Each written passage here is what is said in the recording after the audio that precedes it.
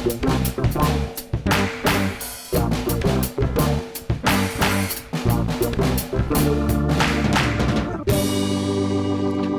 welcome to Star Wars Spelt Out. I'm your host, Josh Chapman, and today it's episode 7 of Skelly Crue. And we've got a crew. We've got one in, one out. You lose one, you get one. But we've still got a full deck. We've got Catherine Kneen. Hello, Catherine. Hello. I'm the jot apologist on this podcast. Oh, we'll get to that. We've got Matthew Mole. Hey, Mole, how are you? Captain on the deck. Oh, another chance to do an impression and making his triumphant return. Matthew Turbo Thurbon. Hello, mate. How you going? Happy New Year. Ahoy, mateys. Yeah, Happy New Year. It's raining, pissing down in Sydney right now. Cricket it feels a bit like on. Camino. What's going on? I know cricket's not on, yeah. We'll promise no cricket talk. We must not talk cricket. You'll hear about it all on the cricket podcast that Turbo and I will eventually do, but we can't. Yeah, one day we'll do one. But we got through the cricket. Out.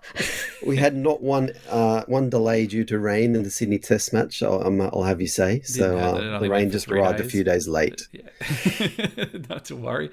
Thanks for coming, guys. I'm down the beach again. I'm in a different beach location. I've just gotten over a very bad gout of the tummy bug. It put me out of action for a few days. So my family went to the beach a few days ahead of me. So I had to catch the train today with my pack, with my podcasting gear, like I was a young Bob Dylan, just heading into New York with my guitar on my back. I just had my podcasting gear in my bag, and because my clothes and everything had gone a few days earlier, and I'd realised I hadn't taken my laptop, and there I was riding the fast train to Torquay, getting ready to Torquay with you people. It's good to see you. Yeah, good to be back. I think I haven't been there since the first episode, or the first reaction episode. So do you want to just quickly give us a little overview on how you're feeling about the whole thing, since we haven't heard your opinions as we've gone on? I'm feeling great. It is a very, very fun show. I'm loving especially the creature work, like particularly all the Phil Tippett stuff, or the Tippett Studios. That crab last week was amazing. It's a fun ride. It's exactly what we need. Sometimes we just need a fun ride. Catherine, title this week. We're back on the long titles. Oh, now I've forgotten. We're in such big trouble. What was it? We're going to be in so much trouble. We're going to be in so much trouble. That's it. It was an easy title, and I stuffed it up. Yeah, it was back. We're back on the long titles again. Mole, talk about long. What are we clocking this week? 35 minutes, including credits, recaps, subtitles, end credits. I was watching. We watched today because we're down the beach, and this house for a beach house is extremely well kitted out, and it does have a TV in a kids area downstairs, but they didn't have Disney Plus on it. And rather than faff around and try and get it work, I was like, oh, look, we'll just, come on, kids, we'll just sit on the bed and I'll get the iPad out and we'll just, and because Disney stopped the password sharing, I'm like, oh, maybe it's not even going to work down here. So I'll just get the iPad out. So I had like Olive one side, Sloane the other side, and we're just watching on the iPad, just sort of lying down. And as soon as that skip intro bit came on, Sloane just like reached and she was like, I don't want to see that. And I was like, you can't sit through the 4 seconds of the Skeleton Crew intro. She's like, no, I just want to get to the story. I'm like, oh, okay. You mean the recap or the logo? No, it wasn't the skip? Recap. She sat through the recap. It was the logo. She was adverse to the logo. Oh, that's a short one. Yeah. Yeah, it's not quite as short as the Bad Batch, but it's pretty close. So it all kind of goes down this week. We spoke about the race to Atten last week and who was going to get there first and what was going to happen, but you guys are going to have to help me because I've only seen it once. So we sort of kick off. The kids are sort of streaming towards that Atten, Catherine. That's how we sort of start, isn't it? They like, we're nearly there. I think we start. We start on the planet with the parents foraging in the woods. You're right. Sorry, Yes. I completely forgot. I'll lead the podcast this week.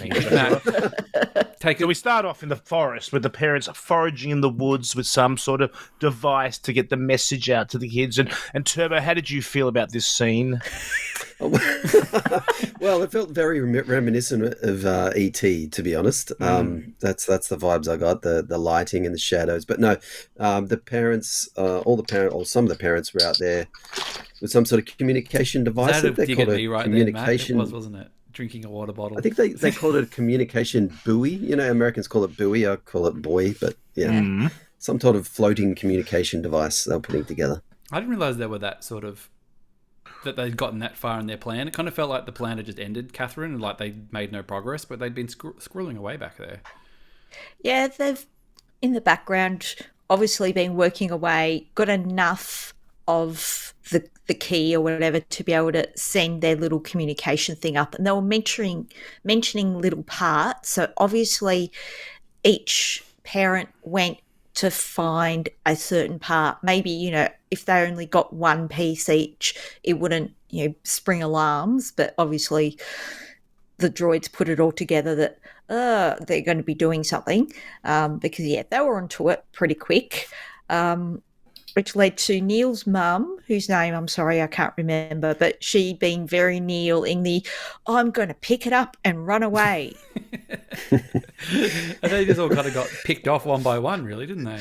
Yeah, I think I only saw it the second time round with subtitles, but she actually starts to say, I have a bad feeling about this. Yeah. She says, did say that was... She has, I have a bad, and then it stops. Were you doing the Leonardo DiCaprio point, Mole? You know, when it was happening? You're Yeah. like, ah! Yep. Just Well, because when they try to do the thing with, like, you know, hiding the thing behind your back, and they kind of got busted, and Fern's mum sort of got the robot to wipe the mind. Like, we weren't quite sure whether they were still under suspicion. It seems like they were still under suspicion, but they were just sort of waiting for them to make a move. Yeah, they had no proof of anything until, they caught them in the woods. Obviously, they're a very surveilled society, and the droids were all there, but they were obviously waiting for that proof of wrongdoing. Yeah. I'm known for watching a lot of procedurals, so it's like, you know, in Law and Order when they're waiting for the criminal to do a certain thing before they can, you know, step in and arrest them. I thought you were about to say I'm known for following the rules. Like, I thought that's what you were going to say. Well, I come from a long line of rule followers as well. That as well. And what about you, Mole, as someone who you know, laughs in the face of rules? excuse me, I would be citizen of the month in this. Your droid. son would have been found in the afternoon. You know, if he'd gone missing on that planet, you were like, stuff the rules. We'll get off this planet and don't leave it to me. I would be traveling through the barrier every chance I got on Atten. Actually, I'd be spending my coins daily. So yeah, they kind of pick off KB's mums, and they pick off and they all sort of get a little bit further, and then Fern's mum was the last woman standing. Yeah, she manages. Yeah, because I wasn't actually. I kind of thought, is it transmitting the moment they turned it on? It was just a matter of keeping the signal going as long as they could, but it seemed like they actually had to get it to a point to... I didn't even think they would launch. I just thought it was just even getting a signal out. Yeah, they had to get it above the barrier outside of the communication area, I guess. So yeah, I completely forgotten about that. Again, like I said, I've only watched it the once. So they got the... Good on them for showing a bit of initiative, I thought. Because you kind of wonder what they're up to. Yeah, I don't think initiative is always... congratulated on Atten. So no. So then we end up with the kids on the ship. Yeah, they're kind of home alone on the ship. Like they're free to go themselves. They're having a good old time, aren't they? They just sort of got the run of the ship. You know, they know they're on their way I think home. they had like some sort of ball, like some sort of space basketball, volleyball type thing they were bouncing around. Yeah, so they're probably playing like that slap ball or whatever Neil was talking about. Slap ball, that's it. Yeah. What is Star Wars sports? Slap ball? Was it slap ball? I think it was slap ball. Slap ball's from like Scrubs or something. I don't know. What's the biggest sport in Star Wars? I mean, obviously pod racing is one of them. They must have team sports. Again, I'm question sure. for I Molly and can't. Alex. We'll send it through there. We'll send it the other way. What's the biggest sport in Star Wars? Well, the visual guy. Farther racing, I don't know. Yeah, but that's all. You know, as far as like competition, That's gambling. What's the cricket? What's the Star Wars sport that goes for 5 days, Turbo? And they have a match every year at the really pretty planet, and then it rains half the time. Except not this year. Yeah, that's true. Not this year. So yeah, so they're getting very close to the planet. They're heading there, but then in pursuit. Oh, actually, before that, Wim has a little bit of a realization moment that they've got to go back home to reality as well. So yeah, he's got to take his test or assessment as well. It's a real bummer. It's like end of school holiday vibes kind of thing. Oh yeah, can relate. But also that feeling really sorry for I should never have pressed the button, and the kids being really, really sweet about no, we had an adventure. Sure, I was nearly killed heaps of times, but it was an adventure. Yeah, an adventure is an adventure, so you don't need to worry about it, guys. Yeah, that was quite nice. And then, Mole, we're back with the pirates, back with your boys. My boys. There was a pirate named Pax I saw in the subtitles, which is the same name as my dog, so I was very excited about that. Oh, right. Did you know which one it is, though? I only saw the back of him, so no. Oh, okay. But he looked, but he's still Mole's mate, the pirate. Well, your mate, the pirate, again got another line this week as well. Pirate Watch, and I saw on Blue Sky that they've got a cardboard cutout of him that you can get. So maybe that's one for the Secret Santa. I'll look forward to it. Yeah, 11 months to go. I don't think you're on Blue Sky, are you? Because I was going to tag you in it, and I don't think you. I am not on Blue Sky. I have actually officially updated everybody's online where to reach them to Blue Sky, except for you. Okay. So in the show notes, you're still in the other place. Oh no! I'm sure people are gutted that there's one way they can't harass me. Get him on Instagram. Send him some reels. Yeah, that's right. So yeah, the pirates are in hot pursuit. They've got their big frigate thing, and they're tearing towards Atten as well. And I thought the Brutus was pretty unreasonable. He was kind of ready to he just wanted to flush Jude Law out that airlock as soon as he could, really. Well, yeah, he's got an agenda. He just wants him gone. He doesn't like him at all. And yeah, it doesn't turn out too well in the end. No, but they get to the location, and it's basically just like this big sort of gaseous nebula. And Captain Bruce is just like, well, clearly nothing here. Throw him in the airlock, people. But yeah, gives up way too easily, quickly. No wonder he's not a very good captain. I think they called it a toxic maelstrom. I think. Yeah. I want that as my desktop background. I like those green swirly things. It looks good. Would we have seen all of that on the way out though? I would have to go back to the first that's episode. A good point. And I think it felt like they just kind of went through the atmosphere and they were done. But did they go to out of the barrier and then hyperspace through potentially, or pretty much. They went through the barrier because I remember going through the green, and then they saw a glimpse of stars, and then I think they hit hyperspace. Yeah. So what we've learned, I know we're jumping around. Because they were on autopilot, right? So it would have navigated them through it without any drama. So the secret to all of this, though, is that it's that the Onyx Cinder is a Atten ship, which is why it has clearance to basically go in and out undeterred. Yeah. And that's how the codes. That's how Captain got down there, basically, because he nicked an Atten ship. That's right. That's the theory. They mentioned it as well. Yeah. Yeah. Covered it in armor. Yeah. Or so something. It was like a camouflage as well as everything else, so people didn't know where it came from. Mm. Yeah. Sneaky Captain. Yeah, and they were.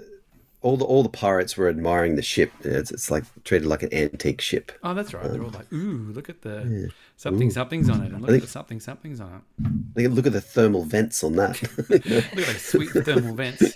And then Jude Law's got to plead his case again. It feels like every 5 minutes he's pleading his case. He's just got another speech lined up.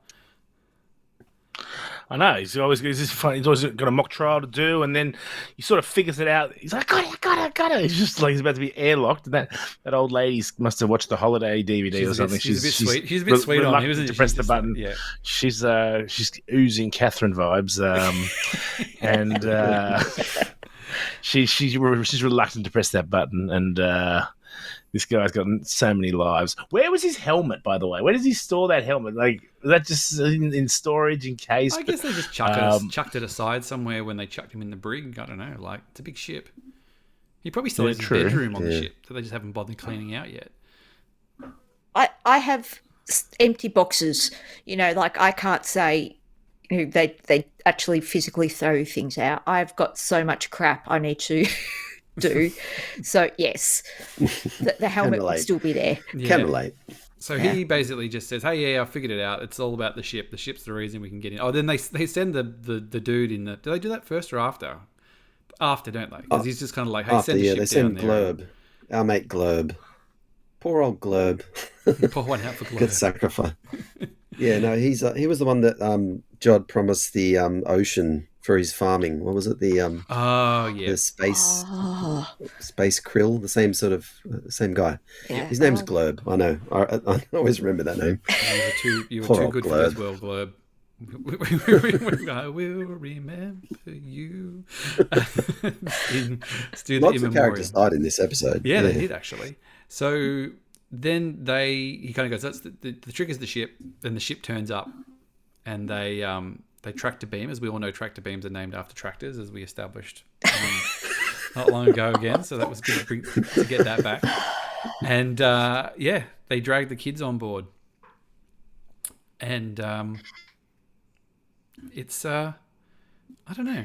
That was a bit weird. Did you kind of feel like, we're back to the bait captured by the pirates again? Did you get that vibe? Or, I mean, we kind of moved on for it pretty quick, so... It was that, they were hiding in the ship behind some crates or something, KB with the voice changer. And I did like them, Brutus, with trying the claw. to be... Yeah, got the claw out. The claw. Yeah. I always think Magic Claw from Bluey. Magic Claw has no friends. His life is date-free. His days are free and easy. Eric Struthers will get that reference. Yeah. So Brutus, so basically Bruce goes up there. He's trying to get, he wants to get the people out. He doesn't realize it's the kids. The claw comes down, traps him in there. And Jude Law walks up the thing, and Molly just caps him. Well, before that, he actually breaks his own chains, his own handcuffs. Is that right? He pops. Yeah. Yeah, he force breaks them. Force breaks. Oh, of course. Yeah. Because the kids, threaten to crush, Brutus if they're not released by the tractor beam. Mm-hmm. But Jod is like, yep. I'll break my chains, walk up there, and this is the Jod apologist coming in. He's still going to be good. He's going to turn around in the end. I know he is. There's no going back. There's no resolve for Jude. He knows the kids can't. Mace Windu is going to chop his head off next week. Trust me. One-armed Mace Windu is going to turn up. This party's over. Pitiful. Yeah, so Jod knows the kids can't kill Brutus, so he does it, and then he sends only two in, and he tells them there are 4 scared kids. Take them hostage. He doesn't say kill them, and he only sends 2 in. I'm just saying. I don't know. It's looking like it's pretty hard to come back from. And it's quite funny because we talked all along through this show. We're just like, well, he's going to let them down, but he's a rogue with a heart of gold kind of thing. But he's kind of just showing sort of classic pirate material. Is he just bad to the bone, Turbo? Is he just a... I like your faith there, Catherine, but... It feels like something he'd say at the end. What's he going to do in the next episode? He's got a lightsaber in his hand. The parents are there, the kids are there. Are we just going to see... Yeah, he's just going to say, I saved the kids, give me some money, off I go, and then that's it for the episode. There's got to be something else going on. There's got to be something else. It has to be more of a confrontation. Yeah, so the kids, basically, the kids get captured. They're in the hull. There's the lady who we thought was the lady from Thor Ragnarok, who's not the lady from Thor Ragnarok, and there was somebody else there. And they realise that they've got to... What happens? Oh, because SM-33 comes in and basically says you're not the captain anymore because you can't be captain of two ships. The code, Mole... Well, first off, they get the communication. Oh, the that's right. Yes. Yeah, of course. The transmission. The parents, yep. Which is a very nice And moment. so it goes through each set of parents telling them a bit more information, including that Neil's brother has lost a tooth. Neil's dad was there and too. obviously- Steele was there. Well, I don't know if he was the stand-in Yeah. for this one, but every time I see Neil's dad, I just assume that it's Steele Saunders. But that he lost a tooth and got was it a dactyry? What is that? Datary. Datary. A shiny So- new datary. Yeah. That means there's a tooth fairy in the Star Wars universe. Canon.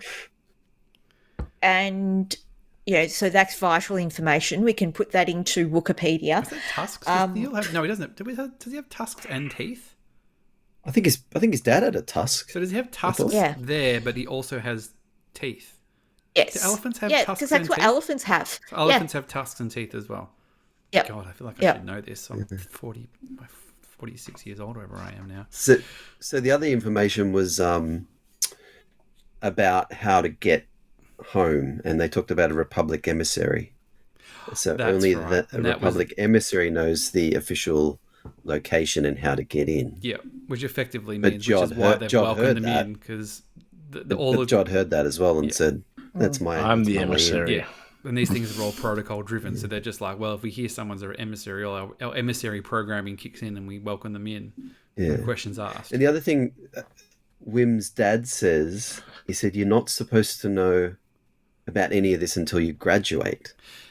Yeah. So my question is know what, and how much do the parents know about what Atten is and what they're doing? We still don't know that. Well, I think knowing that they're stuck there and they're hidden, I think that's definitely part of it, because I don't think the kids actually kind of realised that they weren't allowed to leave, or that there was more out there potentially. But yeah, I'm not. They knew about the barrier, so I think they knew something about and they wouldn't have seen ships coming and going, because that was very obviously something unusual for the planet for the supervisor, Yep. who we'll talk about later, to do like a planet-wide or city-wide announcement.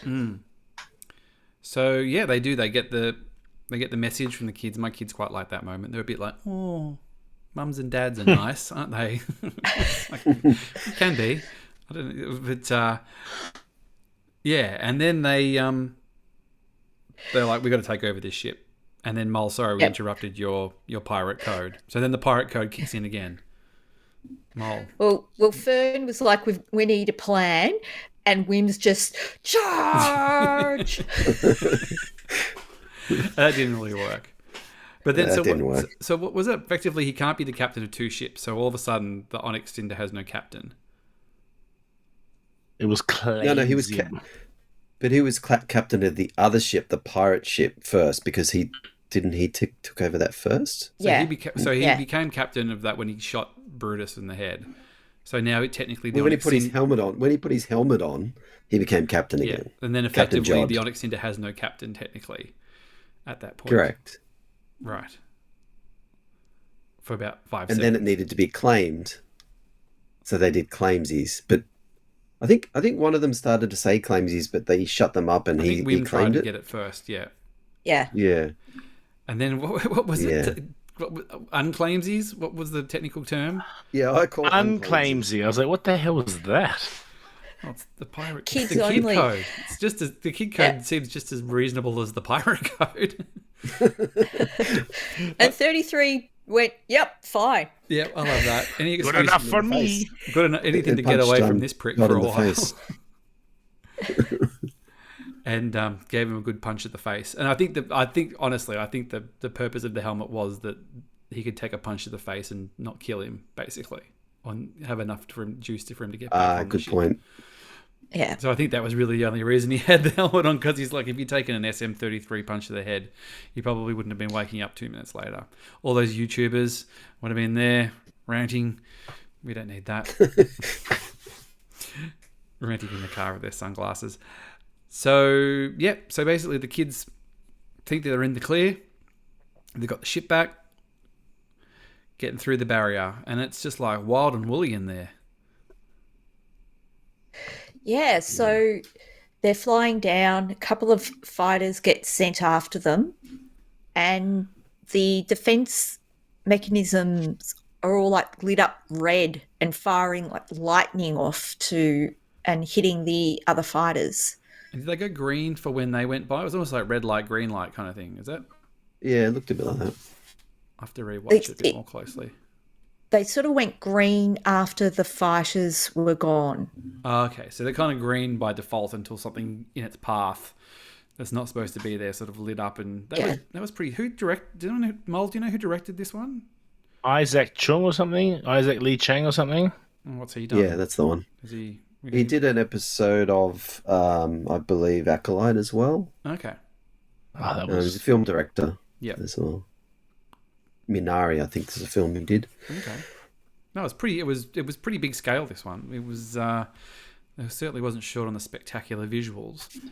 Yeah. So then the kids get through They kind of get through the barrier, and they're all about to like, hey, we made it. There's our Atten. There's our home. It's not the wrong planet again. We haven't done any of that. And Jude Law's still on the ship. Catherine. The autopilot has kicked in, so they could say, oh, the autopilot, like when we went to what's her face's planet, French Resistance. Yep. I feel really bad that I can't remember her name. Kratten. Well, yeah, that. Oh, the The girl's name. French planet. The French planet. Le Kratten. French Resistance. So all that came in, and then, Jod in the doorway, 33, getting up to defend the kids. And yes, I do agree, this is pretty bad. This is hard to come back from, Turbo. Is this, you pulled that lightsaber, that lightsaber. There's no going back. There's no going back. No going back. You can't come back from chopping Nick Frost's head off. Well, he's the droid. He's been shot a few times already through this, and he's managed to get back up again. It is weird to see a lightsaber used like that, in an angry way, in an evil way. A light-coloured lightsaber, light bluish, is it? Yeah. It looked good. It's blue. Like just visually, it looked good. Like it just sort of looked. I don't know. Like There was something about the way Jod was holding it, though. It looked a bit clunky. It looked like he wasn't experienced with it. We didn't get any. It looked Anakin Skywalker-y, the way he held it in front of children. Oh, that's This right. kid's got off light, really. That's considering. Master Jod, there's too many of them. This should be quick. It's pretty small in going his to do? cockpit. I'll only have to swipe it a few times, and the job will be done. We've seen a lot of blue lightsabers cutting through droids, to be fair. True, but not a droid that's defending kids. Yeah. Could have used his help. So In Order 66, like you said, Mol. The so then they're just like, oh, all right, looks like we're stuck with this guy, and he gets quite nasty. Then really, that's what I mean. even The kicks, actions is one he bit, but kicks- he sort of just tells them all that he tells Wim that he's a big sook and he doesn't like him, and He kicks Snowball as well, the little creature in the eye. He kicks him. the captain. away. Oh, maybe the captain. Yeah, it could be the captain. Kicking Still don't Snowball. know. look, okay. So Yeah. this is my theory. So Here we go. Josh Chapman is the Catherine Kneen stan. Here we go. I'm sure this is going to be I love amazing. this. I'm down. So when Jod is ranting at the kids, he's saying, you're a bunch of sheltered, spoiled, brats. All of that, I think, is something he heard himself. That at some stage he was a sheltered, spoiled, child, safe from the world. He heard this maybe from a pirate captain or from somewhere. he heard this directed at himself, and and he somehow, it's developing as I speak. Carrying the baggage. Childhood trauma. Carrying that baggage. He blames himself, his shelteredness, his naivety as a child, for something happening, something bad happening. That's why he has no attachments anymore. I mean, that's why he's cut himself off. That he was a Jedi student at some stage, whether he was a washout or whether he was an Order 66 kid, or still plays in that he was somebody from a society where he had everything looked after for him and has taken away, basically, and learned to fend for himself. So he's kind of like, well, I was these kids that had a somewhat cushy life of privilege and everything, and it all kind of fell apart. And I had to toughen up to get through, even though I had the Force.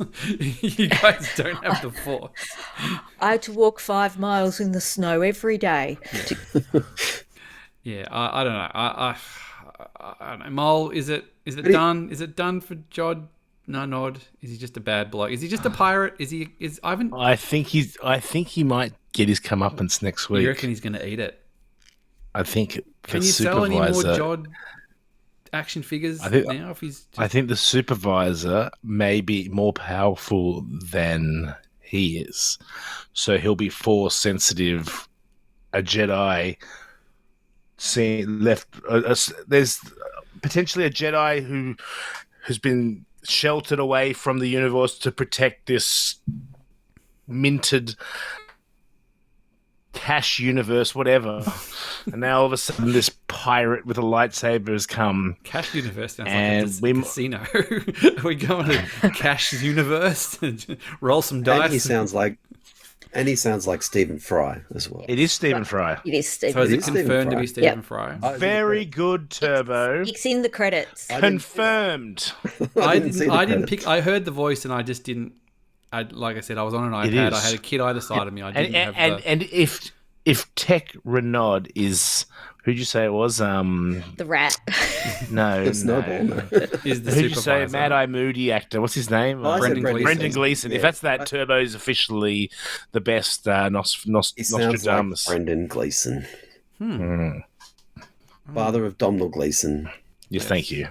Admiral Hux. Admiral Hux, yeah. And isn't his brother in it as well? Isn't there another Gleeson? Yeah, he's in Mando. Wasn't he one of Hux's dad he was or something? playing. His dad. Yeah, dad. Hux's dad. Yep. Yes. So, Brendel Hux. Yeah. So Turbo, the ship turns up. They kind of just welcomed in, and then like it was basically just like, hey, we've been waiting for this ship to turn up. Welcome back, ship. Kind of, but then there was a whole lot of people hanging around on the grass, like having a picnic or something, and then all of a sudden the grass lifts up. Charles Xavier's mansion or something in the X-Men, like the basketball court was just moving out of the way. Yeah, so I can't imagine it happens very often. No, well, because let's not forget the ship crashed. So is it only because it's got its armor off it that they're accepting it as a at-Atten ship, and the whole point of the armor was also to shield it from, like, it could get through, but they're not going to go, hey, you have to land over here, official at-Atten ship, and you can just land it somewhere else, load it up with your booty and get out of town. Are we going to get a flashback section next week to tell us what actually happened when it crash landed? There's a few hanging questions, isn't there? Like, there is. There's who's more the captain? questions who's than the supervisor? answers. What's the deal with the planet? What's the deal with Jod? What's the deal with Urkel? His name is Gunter. Gunter. Like the guy from Friends. So the other question is, do the kids know that it's a mint? Like, this is the bit I don't understand. What do the kids know? Because there's obviously this mint underground. They know now that there's a mint because they heard them talking about it, but I don't think they were aware that's what the planet did before that. Yeah. Yeah, right. Can I just add this bit with the ship landing and then going down underground? I did love, Jod trying to dismiss the droid at all times to try to talk to a supervisor. But the bit with the ship going down and then landing in front of the vault, like some of the best use of the volume. Except when they were on the conveyor belt, when they were on the lift going down. That conveyor belt. I went, ooh, that's a little bit. Maybe I'll have to rewatch it on a big screen. It looked a little janky. Yeah. The ship stuff looked great though, and I kept thinking, I kept waiting for them to end the episode. I'm like, oh, they're gonna let go down, and they're not gonna, even when they open the vault, I'm like, oh, they're gonna cut, and that's gonna be it. Like, I'm glad that they kind of went a bit further. But what I mean is that in actually using like the volume, the changing backgrounds, it really, really good use of the volume. In that sense. If you compare all this visually to, say, The Acolyte, a lot of this is much more amazing, like in terms of creature effects, everything, the backgrounds, the design. It's a great show visually. I wonder where they... Curious to see if... I mean, all that stuff came... I mean, we don't get too derailed, but obviously all that stuff came out about Andor last week, that it was the most expensive Star Wars show the second season. Money well spent. There's no questions here, but... It seems to be more expensive to do stuff practically, and they built that volume to keep these costs down to make this kind of stuff, because Uncle George always said that Star Wars TV was too expensive unless technology could catch up. It feels like from the behind-the-scenes stuff that we've seen that they've done a fair bit of volume stuff on this, or a lot on the volume on this. Yeah. The Disney Star Wars Skeleton Crew is filmed in Los Angeles, California, and at Manhattan Beach. So yeah, they haven't ventured very far outside of. Manhattan Beach is the same as the Mando, I think. Yeah, so Mandalorian was filmed there, but I think they worked out the cost per minute of screen time was all very equivalent. Like when it comes down to, because Andor's much longer episodes. So yep, and there's 12 of them as well. Stuff just costs a lot these days. They're all paying cost of living crisis, all that kind of stuff. Egg sandwiches in the cart and the craft carts. Yeah, yeah. All that stuff's important. We've got to make sure everybody's getting paid.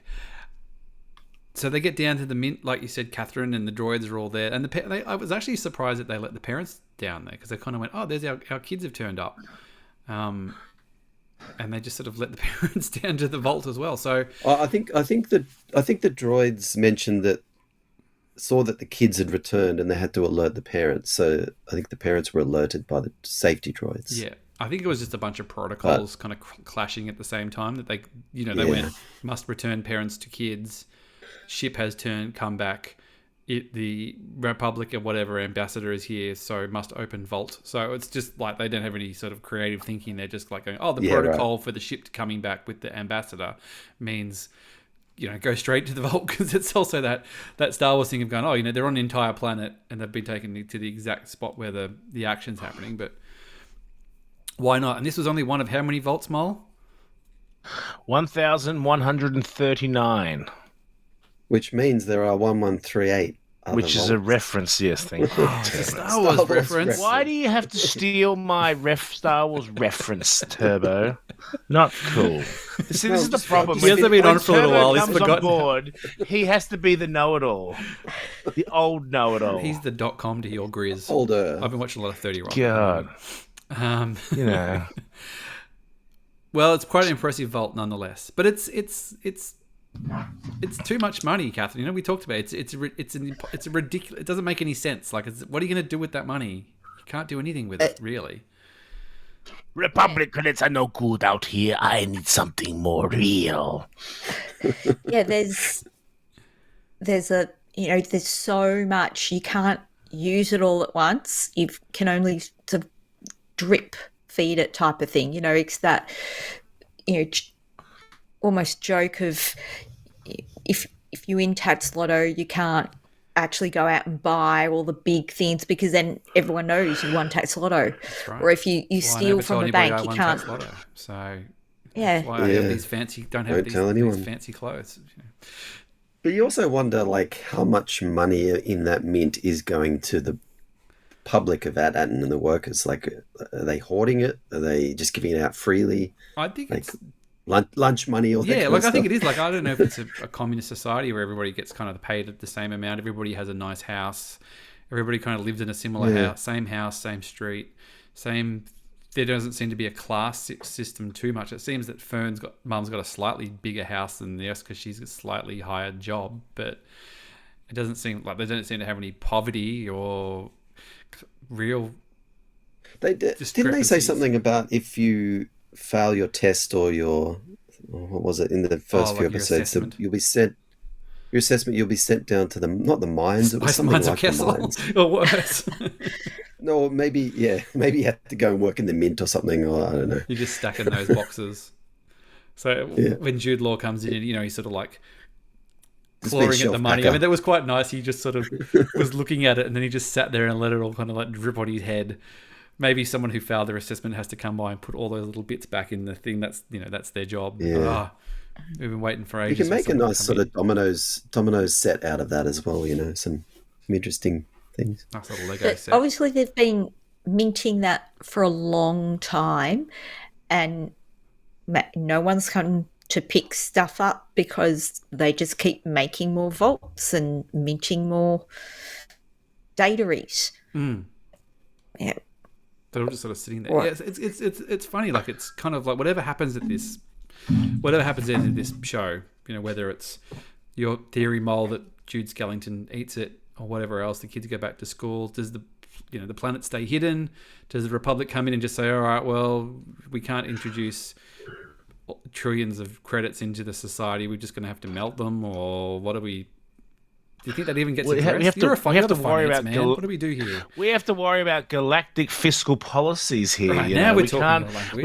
We can't overinflate the galactic fiscal monetary crisis here. So we can't. What's the other word? Fungible? No.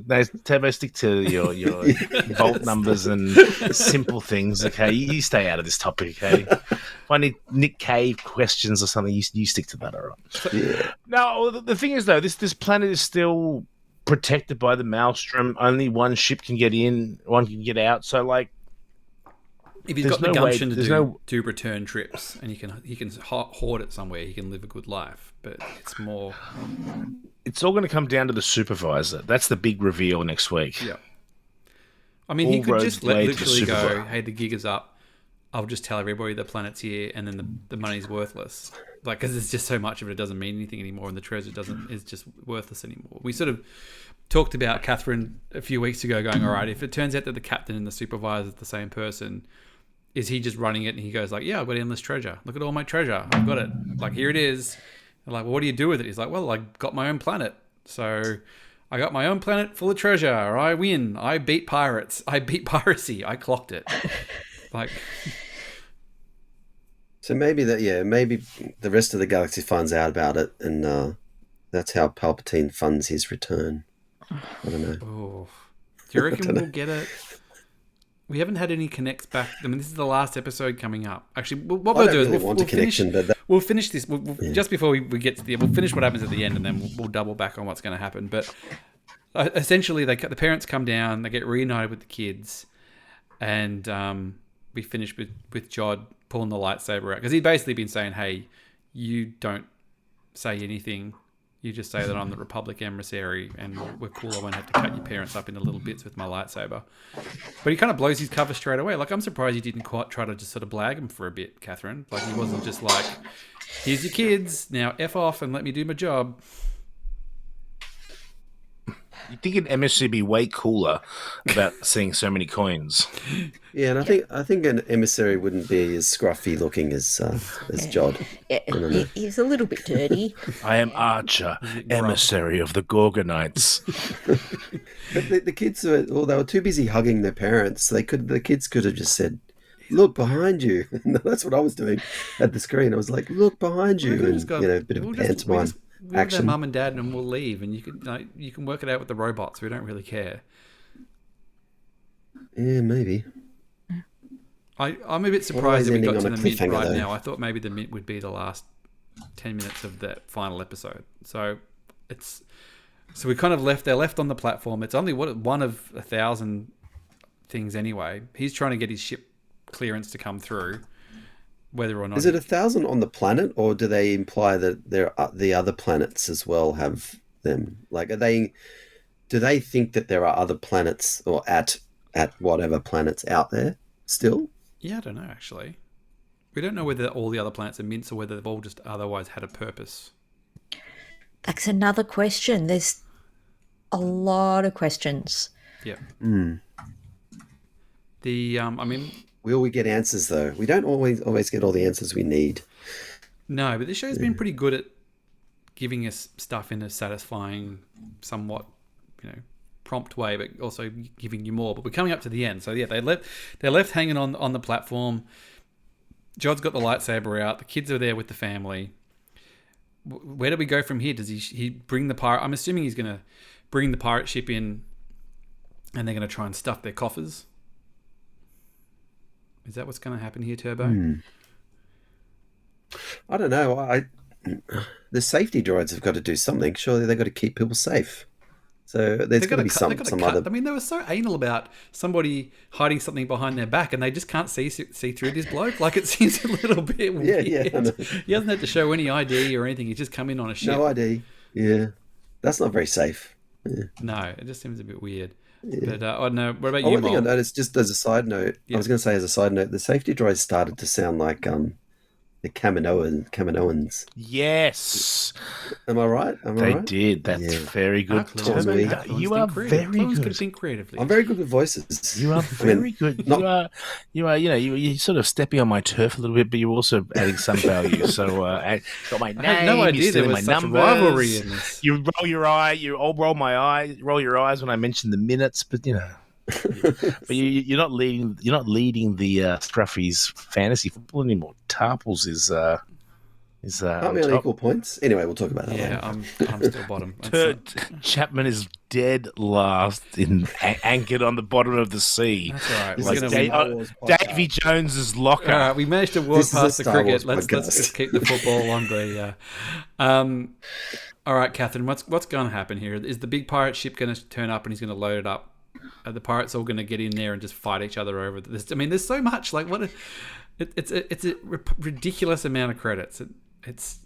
They're still going to fight over it because it seems endless, but yeah, it's never enough. They're always hungry for more. It'll always be that jealousy and greed of, even if they split it up equally, it'll be like, oh, if I kill him, Urkel, I can get his. If I kill Urkel, I can get his lot. There'll always be that. So Jod hasn't managed to contact his ship yet. The supervisor is on his way, so that might be interesting. But also the parents seeing the lightsaber ignited, what will their reaction be? And some Jod backstory.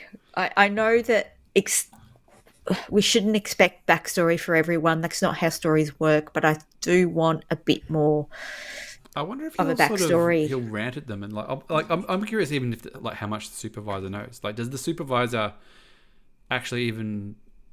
Does he know more than everybody on the planet, or is he just literally supervising? Does he know that the old Republic doesn't exist and that the Empire's gone? And does he even know that? Does Jod get on the things? He's like, you stupid people, you don't even know that the Republic doesn't exist anymore. Like, blah, blah, blah. Like, they went. We had an Empire. The Jedi are all dead. And da-da-da-da-da-da. Do we even get sort of that kind of... I just didn't think we'd get to this point so quickly. I feel like we've got another whole... we've got another whole episode. Do we get backstory, action, and then 10 minutes of denouement or something at the end? I don't know. What do you think, Mole? I think we're going to get a big character reveal, not Thrawn, for the supervisor. And there's going to be a established lightsaber on lightsaber action. Really? You think? Yeah. You think it's a Jedi Knight? Do you think Stephen Fry, the Jedi Knight, is going to come out and? Wow. Yep. Look how pleased you are with yourself. You just got a big grin. Like, you know what? How come when Catherine comes up with a theory, you give her plaudits? I didn't say it's a dumb theory. I'd hate to be Olive, or the other one, where you've got favourites, and you're like, you're wonderful, and the other one's like, oh, that's a shit theory, Like, I didn't say it was a shit theory at all. I just said how proud you were of it. But no, I was. By the way, what is the other one's name? Sloan is her name. Sloan. Yeah. So at Celebration, you can be like, "Hi, Olive. Hello, the other one." That's okay. Was it Santiago your son's name? It is that No, name. well, I'm glad I know the name of your child, but that's whatever. That's okay. I know 1 out of 2. That's Pretty 50. good. Turbo, what do you reckon, mate? Are we getting a showdown on the platform? The pirates turning up? What's going on? Is the New Republic turning up? Is Luke Skywalker turning up? Well, I don't see how the pirates can get in. Like, how are the pirates possibly going to get in? So it'd have to be either Jod Unless they get let in because or... they need to keep the secret. So they're just like, well, there's a ship out there everybody on that ship knows where Atten is now. Let's just let them in. Right. And then they can't leave. And we've kept the secret. Oh, we're going to see X-Wings. We're going to see some more X-Wings. Chekhov's giant gun. Yeah, we just blast it on the way. We get on the school and we blast the pirate ship as it comes in. Yeah. Ooh, it's just too much to wrap up. We need an hour episode. I don't really want to be sitting here next week and going, okay, Mole, how long was this episode? And you're like, 17 minutes, including... 47 minutes next week, at least. The Gavin and Stacey Christmas 2024 special was an hour and a half. Oh, my God. So, yeah. But they didn't have to use the volume, so, you know. Is that the one where he has the wedding and goes onto the ferry or something? Yeah. Okay. Yeah. There's been a number of weddings in Gavin and Stacey. The Doctor Who one was an hour and a bit. That wasn't too bad. Yeah. It was good, as in if like the length was fine. Yeah. I'll take an hour. Yeah. I'll do an hour. Yeah. So yeah, we don't really know. Basically, I've got a feeling they're going to let the pirates in because they don't want them to go blab where Atten is. Because if they don't let them in, maybe Jod's like, all right, they're pirates here, and if you don't let them in, I'm going to tell them they're going to go off and they're going to bring all their pirate mates and they're going to come back and you're going to have more people trying to get in. So why don't you just let them in? And he stupidly assumes that they've got no defences. Like you said, Catherine, big gun on top of the school. Maybe Wim can get on there. And but I think that's the whole thing. I don't think Atten will remain a secret after this. I think it will. The word will get out. Cat's out of the bag, and then there could be potential follow-up seasons maybe if it goes well. But it doesn't seem right to keep it hidden, like after all this. I don't know. Just to the people more than anything else. There's a whole wide world out there. They sort of integrate with society again. But obviously, they get told something when they graduate, and they all agree to keep the secret, and they won't try to communicate to the outside world. They won't try anything, that they want to stay on the planet. So it'd be interesting to find out what they're told and whether that aligns with what they're actually doing. Yeah, and if it aligns with a galaxy that doesn't exist anymore either.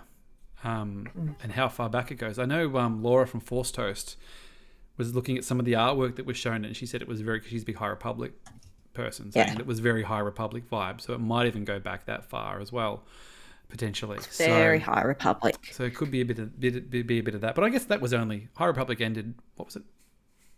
Just before Phantom Menace, anyway. What if Yoda is the supervisor?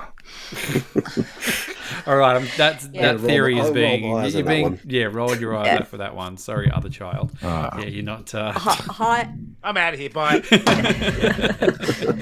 High Republic ended a few, like 100 years or a couple hundred years before Phantom Menace. This was Old Republic credit, so whether the High Republic had different, dataries, who knows? Because obviously the Republic goes back a long, long time. It's tricky in Star Wars because it's high tech, but it goes for a long time, and the technology doesn't really improve that. You know what I mean? Like they're still kind of like, well, we had flying ships 1,000 years ago. We still got flying. It's not like all of a sudden we had flying ships from this point on, and they got any better. But I was going to ask about the lightsaber. So the lightsaber is very High Republic era, but whose lightsaber was it? Is it not important, or is it like, or maybe it was stolen by, and then maybe returned to the supervisor, and the supervisor says, "Hey, that's my lightsaber." I don't know. We haven't. There's always a lightsaber returning back to its owner. I think I've seen someone say, or heard someone say, "Oh, that's one you can get or might be able to build at Galaxy's Edge." But yeah, it's very High Republic, because in the High Republic, beings were far more ornamental, that their robes were gold, their lightsabers were far more ornamental. And then it was through this battle that we are seeing with the Nile, and then afterwards that the Jedi became a bit more, I don't want to say warlike, but utilitarian. Yeah, practical. The lightsabers became plainer, less ornate. The golden robes, slowly went out of I can't believe there wasn't just one or two life. just like, I'm going to put some little flashy LEDs on mine, and I'm going to get some tassels on the end of my lightsaber or something like that, and get a little creative. Tassels? Now we're talking. No one's done a lightsaber with just tassels at the end of the handle. There's a new look. Imagine the outrage on that one. If they were just like your Star Wars show, and it's just got some tassels. There's just a Jedi with the tassels, a lady Jedi with tassels on there. But oh my God, YouTube would never recover. Well, guys, thank you. 7 down, 1 to go. What a ride we've been on. We'll be back next week to wrap up this bad boy, to basically see if we get all the answers that we want to get. And hopefully we'll have everybody on deck again same time next week. Is there any outstanding items here before we put this to bed? Yeah, Josh. Too invincible.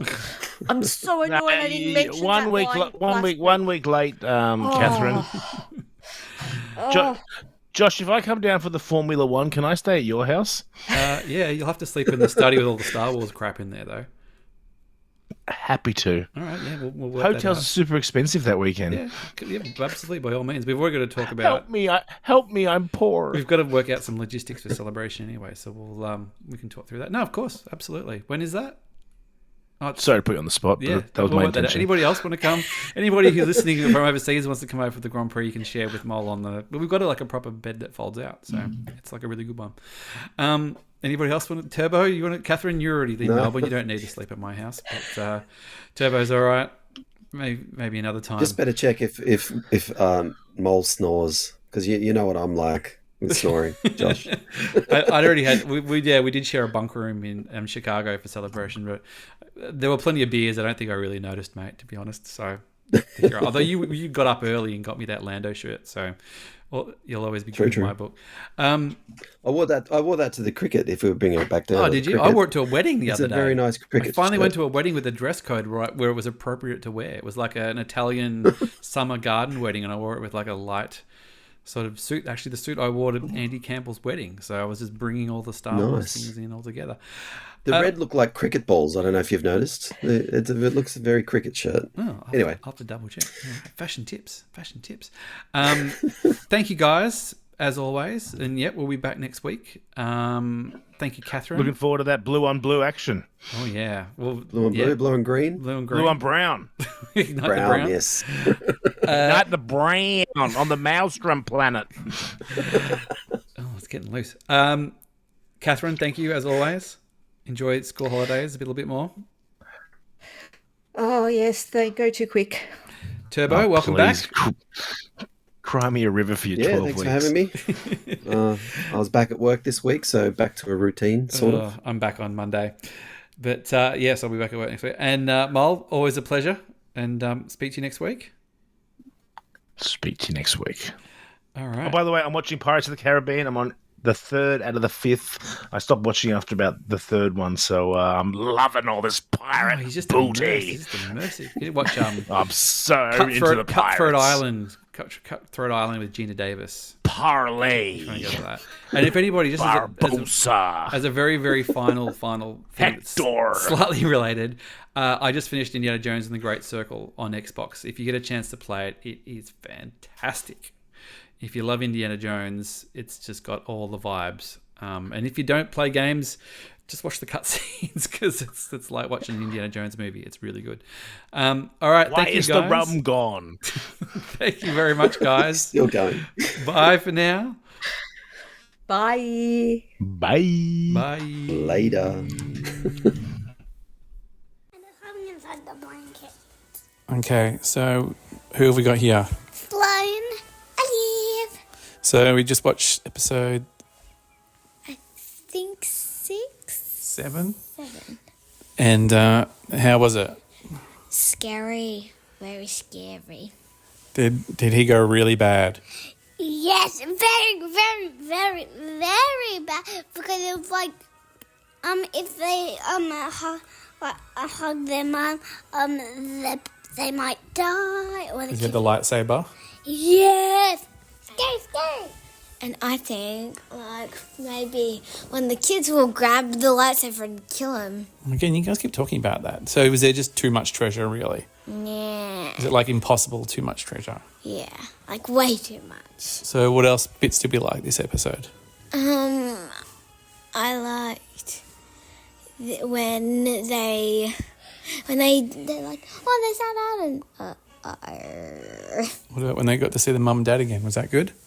Yeah, but my favorite part was when they were like, fight! And then he ran out and then they got him. And then they couldn't really stop him, but then the robot helped him. Yes, but the robot died. And he got his head chopped off, didn't he? Yeah. That's very good. Robots can't really die. No, they just put his head back on. Yeah, not that hard. So what's going to happen next week? The last one. I think that someone's going to kill John and they're going to live happily ever after. So you think he can't be good now? You think he's just bad? He's just bad at the bone? Yeah, I don't really think he can turn this around. Mm. I could have turned it around another 2 episodes ago, but Okay. I can't. Anything else, Lonnie, before we stop it? Like, why would he, want the lightsaber? Because now he can control them. You know, he can do what they want. So, all right. So we find out what happens next week's last episode. Yes! Yar. Yar.